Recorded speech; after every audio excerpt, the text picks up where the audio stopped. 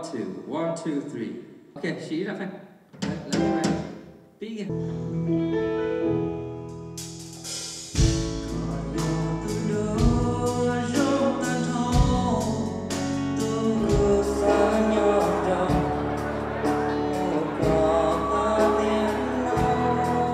Ba Destiny, baby thổi xong áp hả? Nhớ rồi mình star bây giờ cô chỉ bên đầu tận năng luôn năng đầu cho nên là khó và nhiều more experience. Bây giờ songs mình những một very diverse nhất đó hậu. Bây giờ fans mình chỉ là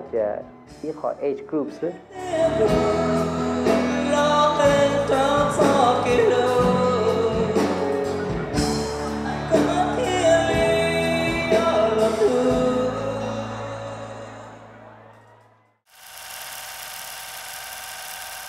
Bây nhỏ trò giả tao cả nè, bây chỉ tao mua music, bây tôi chỉ tao ilu electric guitar, chỉ tao đã chỉ ilu drum, bây chủ yếu mua thành tao cho lọ bố của sư.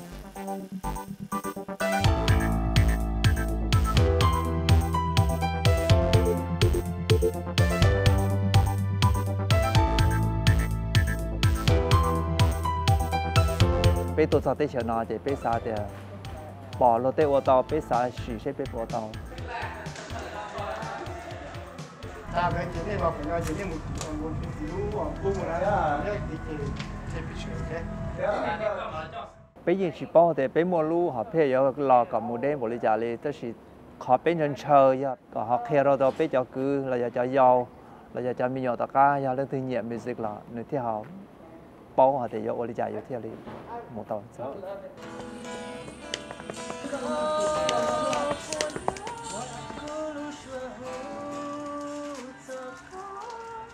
More opportunity na la bây try to see if we can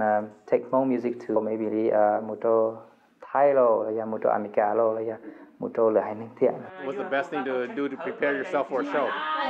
You should be preparing 2-3 weeks before, not on the same day. Relax, don't think too much. Stay in focus. I'm excited. My heart is pumping like crazy right now. 1, 2, 3, Destiny!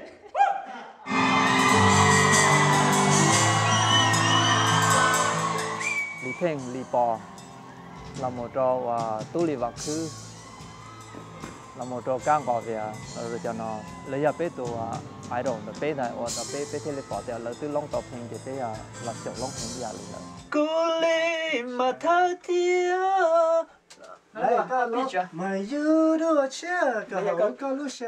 Quảng cáo nó mà yên chỉ tao nhia nè, quảng cáo nó mà chủ yếu thì ít khó là dễ đó yêu. Bé quảng nó thì bé chỗ quảng cái tao không tao yêu, thế và giờ ít khó học bị nhiều nhiều yêu quảng thế nào. Lù pa lù chua nè, thắt quả sâu lù pa lù chua nè.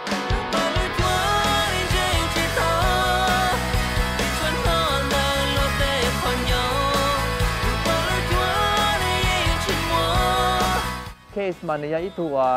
nửa giờ xong câu, thế nửa mua lúa lúa hạt tiền nửa và sau chẳng câu cả thì giặc loạn, nửa chỉ sau trở đi chợ lò hết.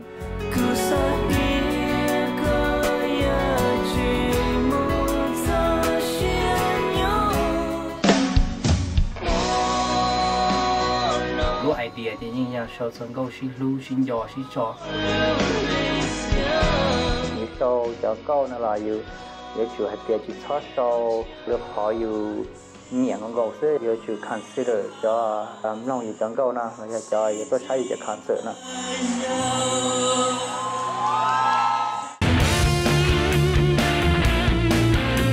Nico nó mà người ít tu lead guitar,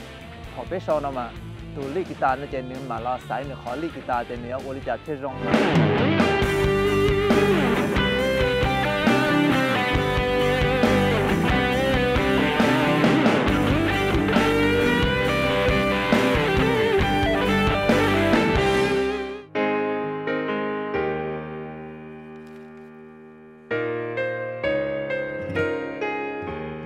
Chong nó mà này giao ít tu cousin, thầu số thợ bé nhỏ khoa bí mà này nhà tôi nên hút tôi rau sai bé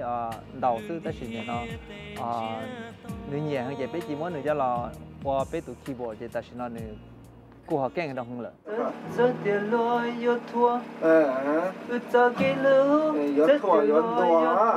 lúc sau nó chỉ nên giao tù mua khó idea thế hạt tiệt bây giờ ô li trà bây giờ phèn nó bây giờ mới chạy hạt tiệt giờ mù trò pha thằng lầu bọ là giờ mù trò pha lùa bọ nó chỉ có bây giờ cho music ở đây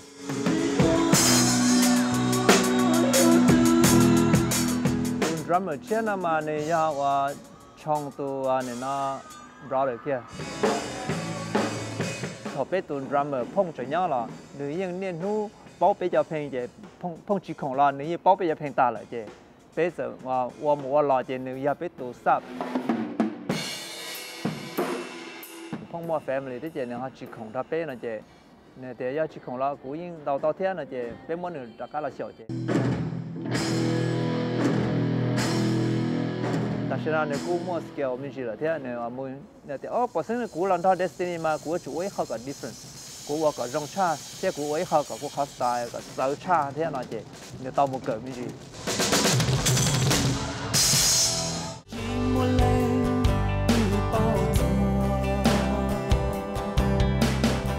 place ya tu ít sự cho bé lò ít sự kia bé bật thổ bé chỉ tao bao lò nè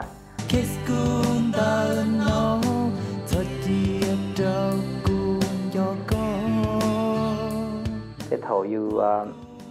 chỉ một chú ý lý nó là nếu cô qua tôi thấy khỏi rồi qua tôi nhẹ thế là gì very creative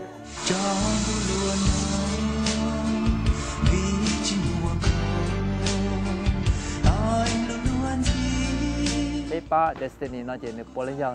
tỷ dụ cứ dụ sư giàu ít family sư chỉ giàu ít bậc cứ tỷ sư chỉ ít tu chỉ kia một ít khó chỉ thiên là nhỏ tổng đấy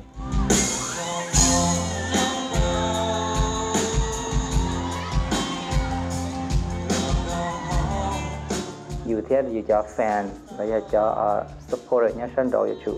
mua khó ship cho đồng xí nhẹ thế là thâu dù thế là một câu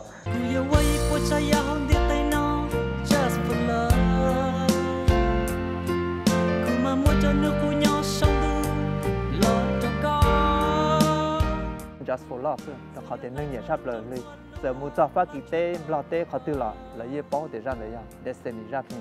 tiền just for love.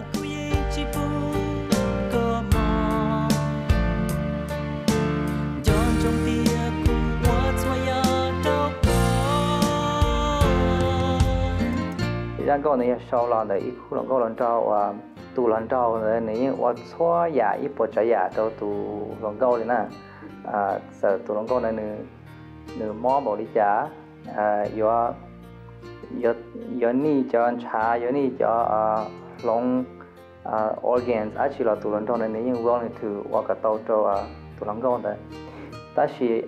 sao thổ cơ tù lòng câu này rong lò này dạ tù lòng câu này rong lò tụi lòng câu này này chẳng lú tụi lòng trong đấy giả lý ít tụi phong dư thực sự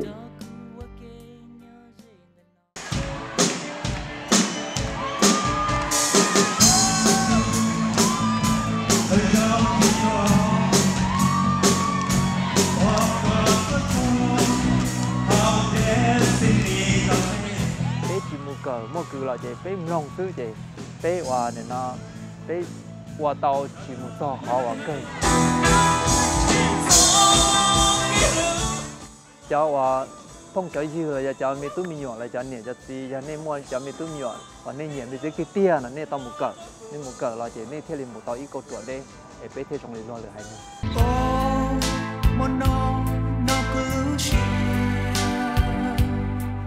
cho nên cho tí để cỡ music nó washi nó music nó washi sư chẳng mua like tên nó music bé tư là chỉ là like music nó là ít khó chờ để được có một phong môi dừa qua được có chỉ tháo lầu qua có chỉ tháo geng giờ ít khó chơi có oxy chứ còn làm gì ít khó chồng này để tháo pha được nó sẽ